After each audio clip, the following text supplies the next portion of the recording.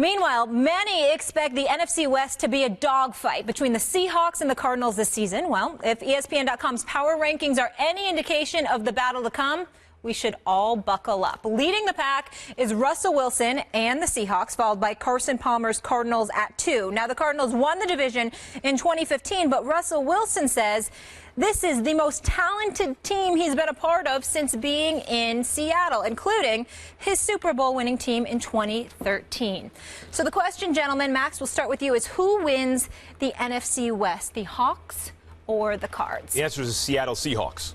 And I know that the Cardinals are the in fashion, in vogue pick right now as the #1 best team, and I get it. Bruce Arians done a tremendous job.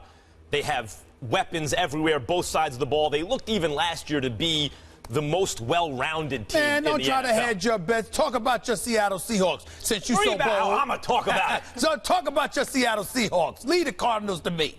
Defense. Yep. Last year. Seattle Seahawks second in total defense. Arizona fifth. Yep. Oh, David Johnson, everyone's talking about, and they had depth at running back, too. Rushing last year. Seattle Seahawks third. Arizona eighth. And by the way, Rawls is a bad man, Stephen A. He all right. Oh, he's good. He's good. Pete Carroll, between him and Bruce Arians, two tremendous coaches. Who are you going to take? Who are you going to take if you have to take one? You're going to take Pete Carroll.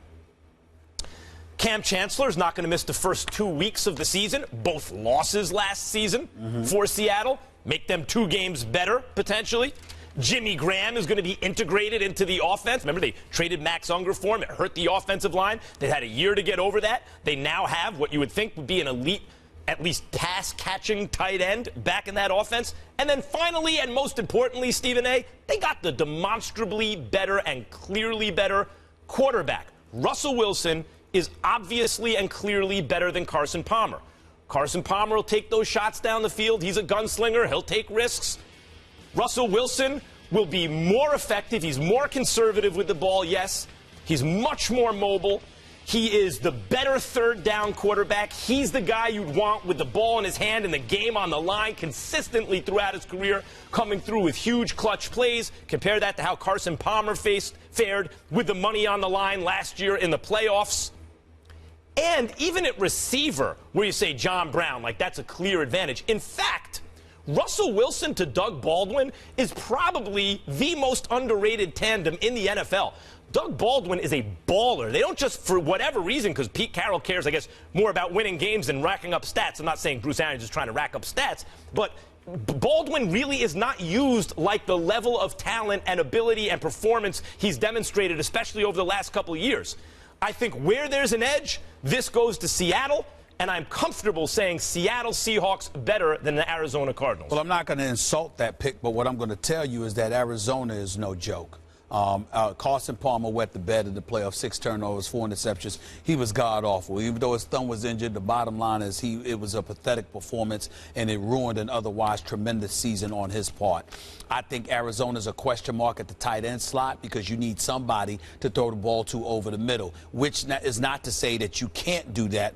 The problem is, most importantly, with anything else, I mean, you got Darren Fells, who's got a good tight end, and he could do some things. The problem is Carson Palmer loves to throw the ball deep, and he's going to go anybody in the slot. It's going to be in the slot to Larry Fitzgerald. But John Brown is no joke. Michael Floyd is no joke. They can really ball. And David Johnson, you know how I feel about him. Somebody grabbed him during fantasy football, but we'll talk about that another day.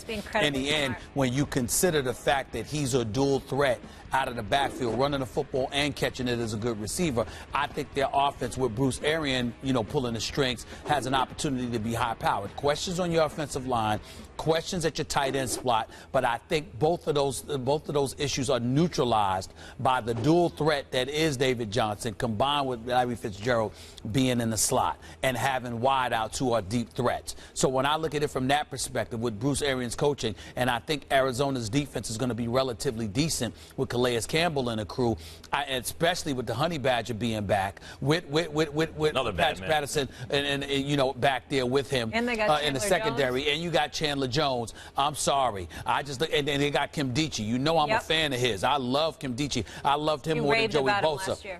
He just had some troubles off the field that hurt him. I look at Seattle and I look at their defense, and I know their defense is elite. It's big time. But look at some of these losses. You got Bruce Irvin gone. You got Bain gone. You got Russell Okung gone. I mean, I look at those. Those are pivotal losses. I think that Seattle will make the playoffs. I think one could make the argument that they will excel later on in the season. But in terms of the regular season, to answer the direct question as to who's going to win the NFC West, I believe it's going to be Arizona again.